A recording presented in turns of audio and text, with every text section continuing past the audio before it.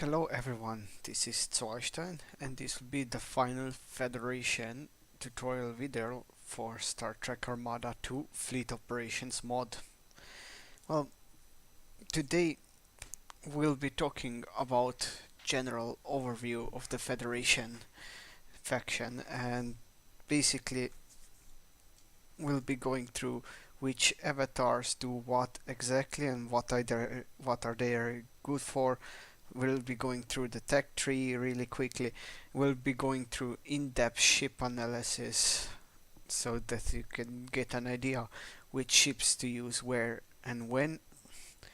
We'll be talking a little bit about counters to opponent strategies and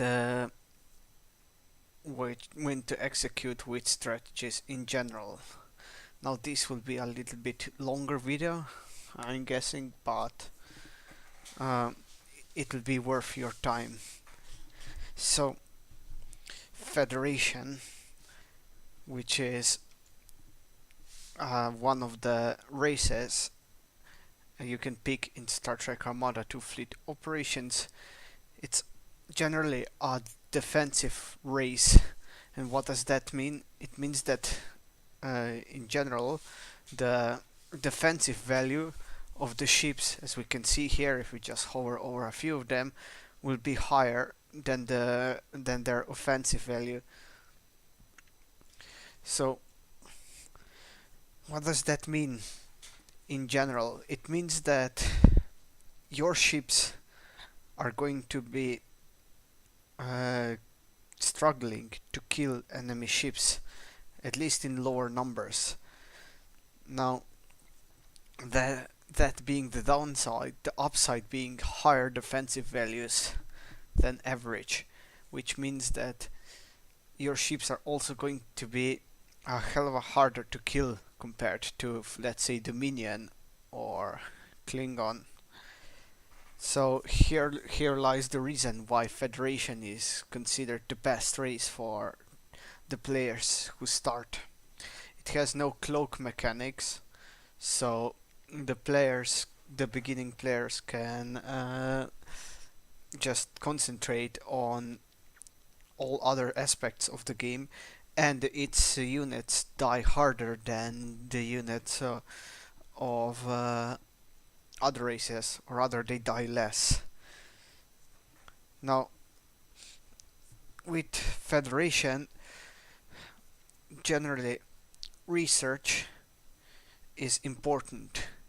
Unlike Klingons, where you can just mass build your ships and not care too much about research, similar to the similar case is with Dominion.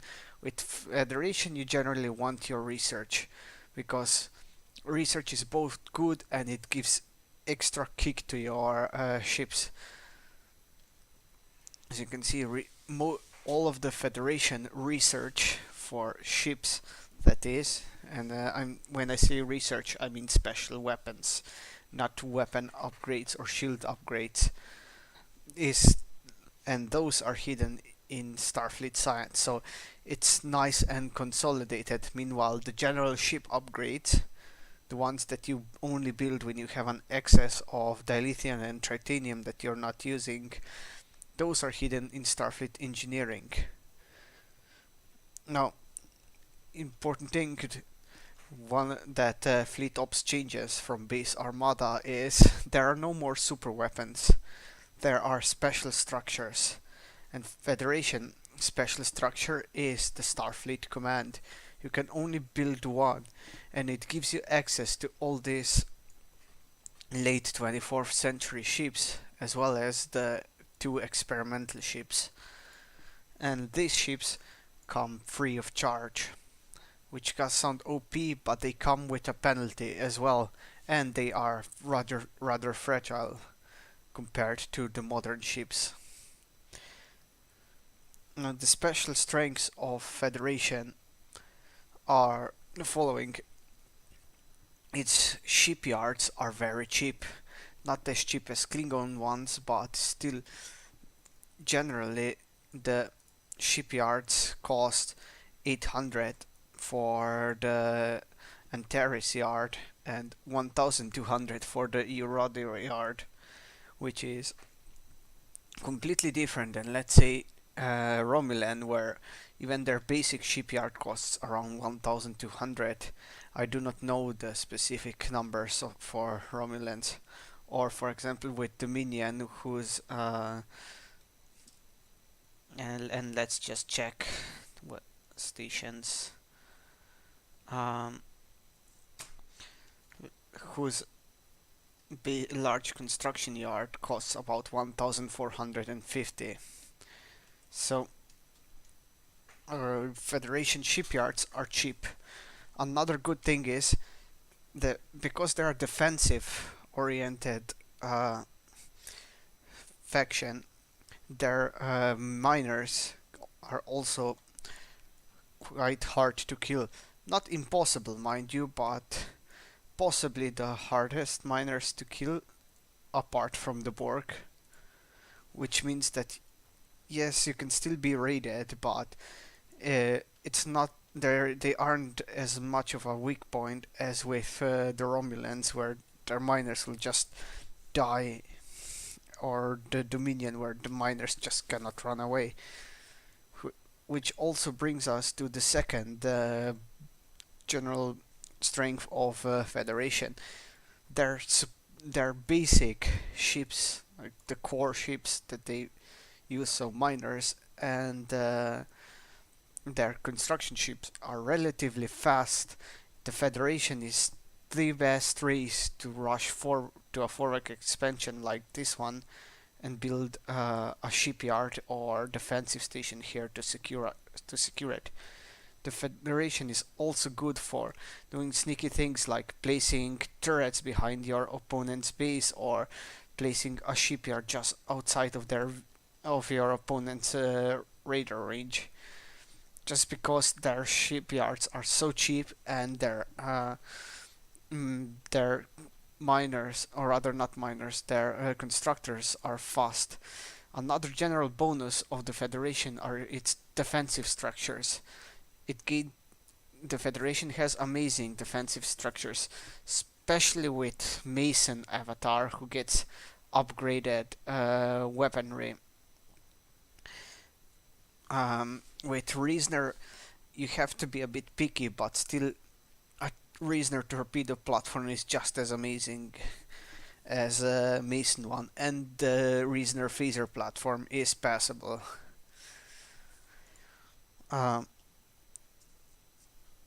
General disadvantages of the Federation. Well, I have one final advantage of the Federation to put forward, and which is the ratio between build times and ship costs are pretty, well, not low. I wouldn't put it low, but they are very optimal. The Federation, where and this is supposing we're in a game where not getting raided too much, can easily run 3 Antares shipyards of 2 pairs of moons, or 2 Antares type shipyards and a Eurodi type shipyard. So the Federation can build a lot of ships if it's left alone. But here are its downsides. No cloaking device, which is a major downside. Your opponents will always see your ships coming if they have scouts in their area. The lack of offensive value can be a problem. Sometimes, if an enemy ship is something like a Romulan Level, and by the way, I'm going to place one right now. This is a Romulan Level. You should remember this ship. I'll tell you why later when we start talking about strategies. But if you're fighting ships like those, the lowered offensive value can be a problem because you just cannot kill the enemy ships. The other problem is susceptibility to cloaking rate, the Federation doesn't have amazing anti-cloak capabilities. It only has two, actually. One being the sensor platform, which will emit a tachyon ping every 3 or 4 seconds, I do not know exactly. And the tachyon ping, it will not decloak your enemy, it will only spot them. But certain ships in the game can be immune to tachyon pings. The other source is the graviton tachyon ping that your venture class scout will emit, and this again is it's a relatively weak version of cloak detect, because it requires you to both research a special weapon for your venture, and that special weapon is called progressive scan, and then your venture is going to have to like stay at the side of the battle. Let's suppose we are having a battle over here, and I'm sorry if you see me dragging like dust fields and such. We are currently in the map editor, and in the map editor the dust fields are draggable. But let's say we're having a battle here. We can't just order our scout in because it's faster, and it's going to die first, so it has to stay here. And then let's say this battle is going in our favor and the enemy wants to cloak rather, we have to then move our scout in and use its special weapon. And what the progressive scan, which is the special weapon of the scout, does is it first stops the scout in place, and only after 2 or 3 seconds does it emit a graviton tachyon ping, which is a lot worse than, for example, Romulan scouts, which just emit the ping all the time, or Dominion ships, where every ship can emit a tachyon ping regardless of what ship type it is. So these are disadvantages. Another disadvantage of the Federation is requiring chassis level 1 to access your most useful ships. Without chassis level 1 you will only be able to build sabers. So if you want to do something like an early monsoon action, your monsoons are always going to be slower than, for example, opponents' Burrells, opponents' Dominion bugs. They're going to be slower than opponents, and I need to check the Romulan vessel now because I forgot their name. Rians. So that is another downside. I've noticed that even when I rush with maximum possible speed, my ships are going to be a bit slower on the field than my opponents. So we now come to the point of how does Federation win then? Well, increased defensive value with lower offensive value creates a special kind of phenomenon, we shall call it, and that is called the Federal.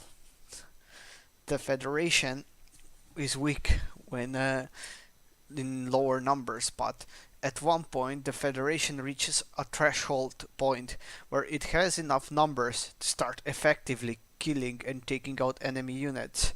But because it's a defensively oriented faction, it means that its large blob of ships is very, very difficult to deal with, and that's something you will strive for. And usually this happens by the time you have, I don't know, around 10-15 monsoons with 3 warpins, which is also why the Starfleet Command is so important here. Starfleet Command gives you ships for free, and it really speeds up your accumulation of ships to meet this wing condition. The Federation will very rarely win on raiding the enemy to death or out-attacking them. It's because, unfortunately, chassis level 3 is very expensive, and so is your rudder yard. So in a 1v1 situation, you generally won't be seeing any of these ships, and you will rarely be seeing anything beyond chassis level 2. Uh, so the final point of this general overview, I'd like to point out the synergies.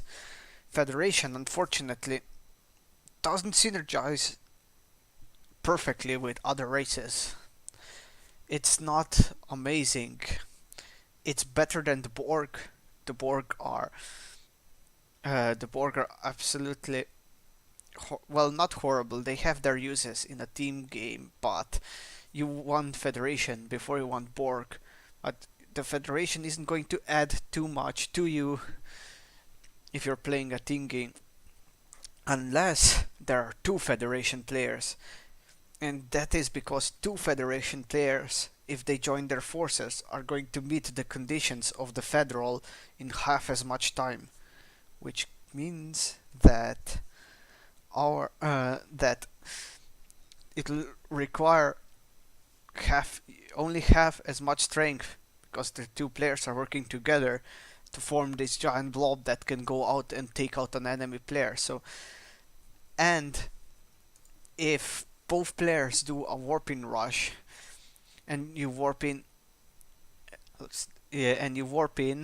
six, or maybe even if you have three players, 9 ships onto an enemy expansion, you can just take out their expansion within opening minutes of the game, like first 5 or 10 minutes of the game rather. It's closer to 10 actually. You can just take out the enemy expansion and force them down to a single expansion, and maybe even take out one of their mining stations in their main base. So a Federation synergizes really strongly with other Federation. Additionally, Federation is synergizes well if you're playing Federation. It's nice to have a Dominion or a Borg player, just because they can give you supplies when you lose warpins. And once we get to the tech tree, I'll explain better why that is. But Federation, generally when the Federation is fighting a battle, it doesn't want any supplies. And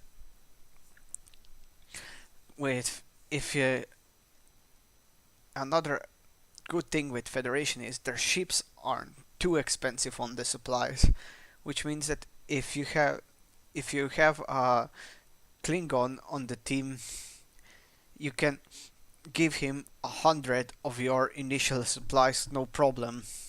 Sometimes Klingon players will ask you for that, and this will allow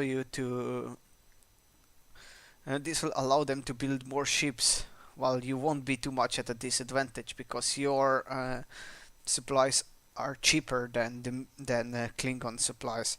Similar might happen to the Dominion, but Dominion can in the late game just reverse the flow and give you supplies, because Dominion can really generate their own supplies. They do not need to buy them. So we now come to avatars. Federation has 2 avatars, Reasoner and Mason, and if you've watched my other tutorial videos, you should generally have an idea what each avatar does, but nevertheless I shall restate it here. Mason is an early game avatar, and I do not know if you can see this, probably not, but for Mason, what he does is he gives access to the Norway and the Nova class.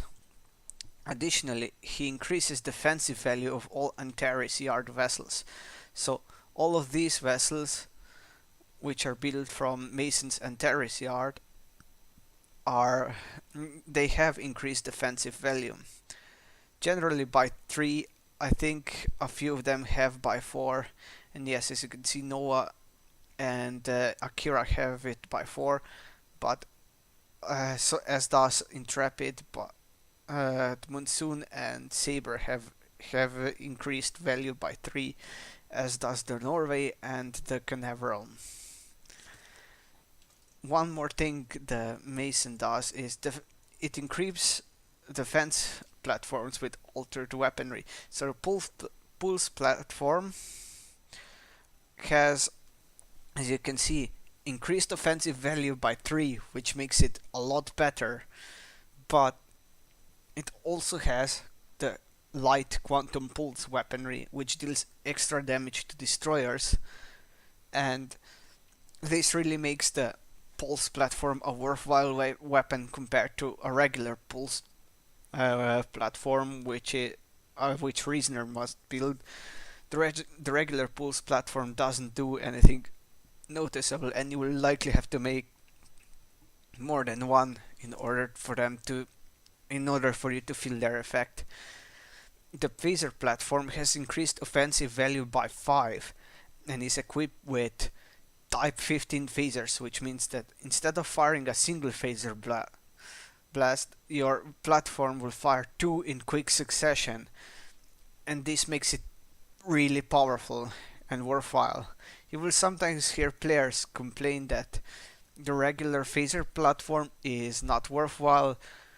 I'd say it still is in a pinch, but if you are playing Mason, you can safely invest in a phaser platform and know that it's definitely going to be worthwhile and it's going to do something. And the Mason's torpedo platform is downright amazing.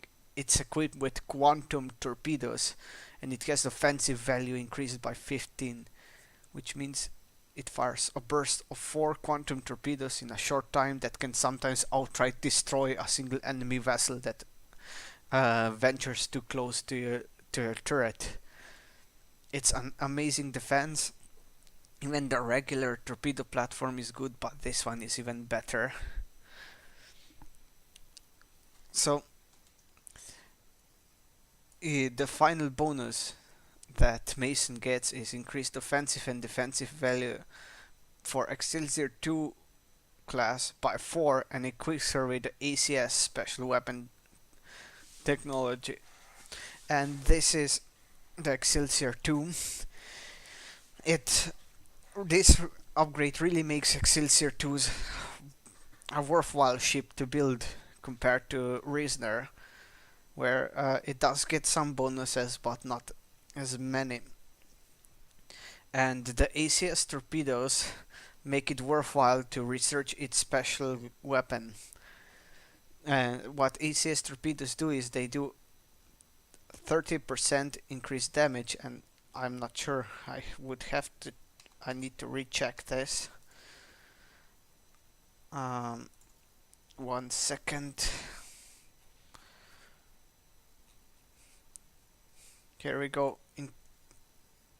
It doesn't state in here, unfortunately, but yes. Oh, here we can check it like this.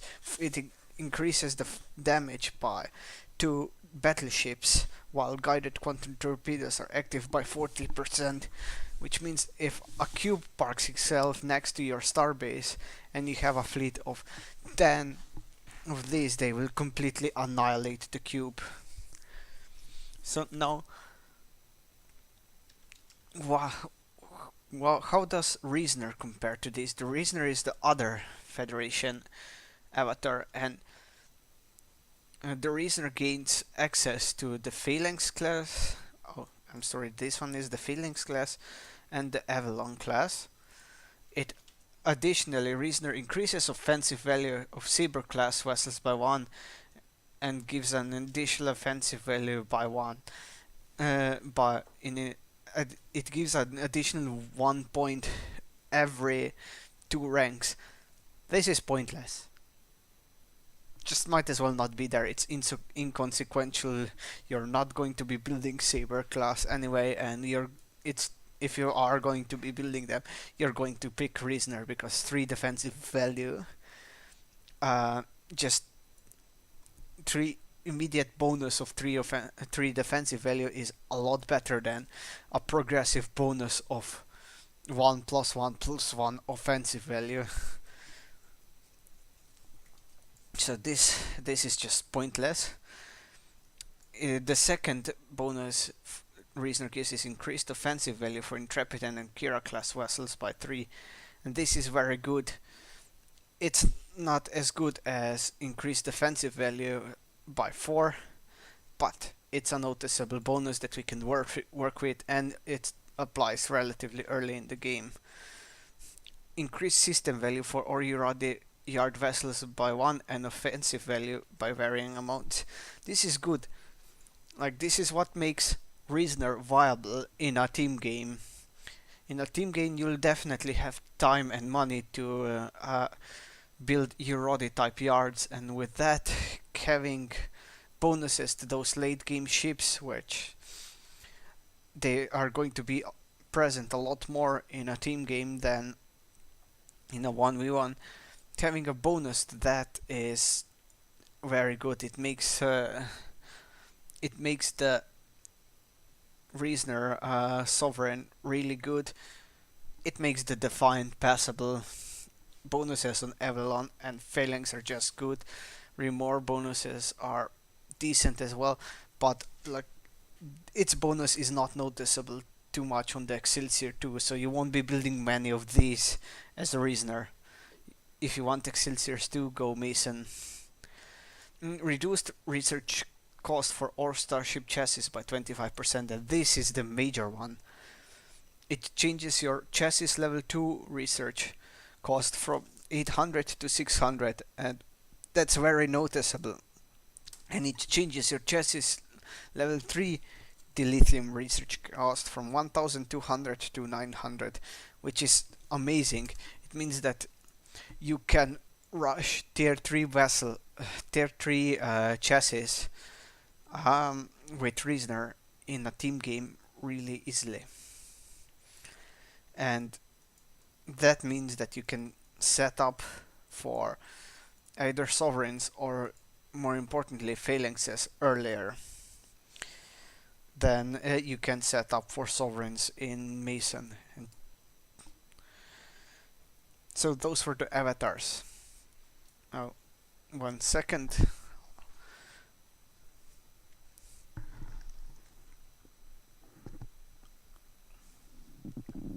Apologize, but the throat does get dry when talking like this. The tech tree, the Federation tech tree is very simple and fairly straightforward. It's not as simple as Romulan one. I do believe the Romulan has really the simplest tech tree of all. Possibly Borg has even simpler, but the Federation tech tree is fairly straightforward.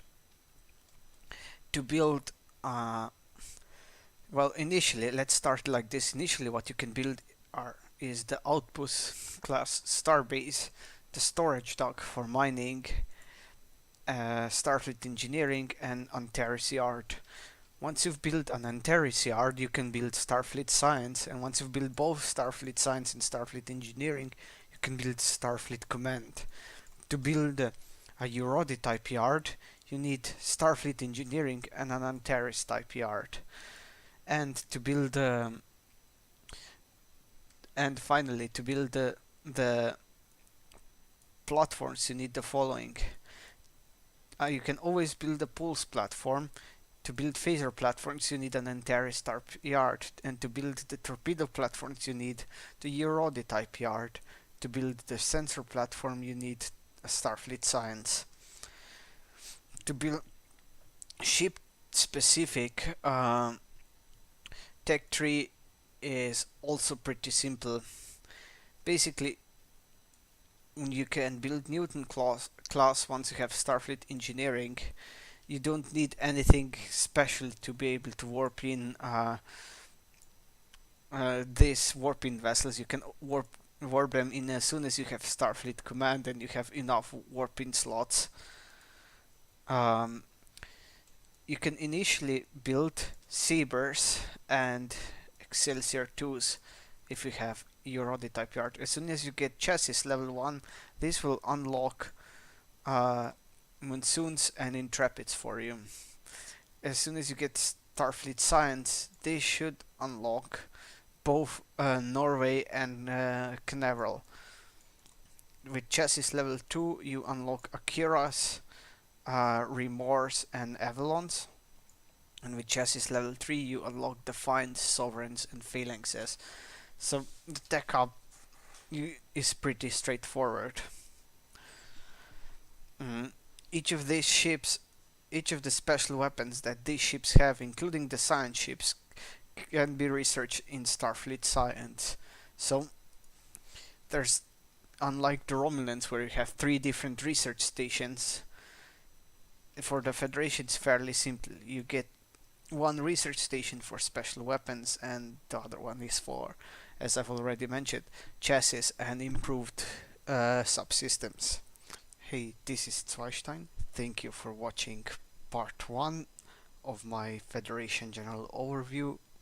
I'll be back shortly with in-depth ship analysis in part 2 and strategy analysis in part 3. Thank you guys for watching. Zweistein out.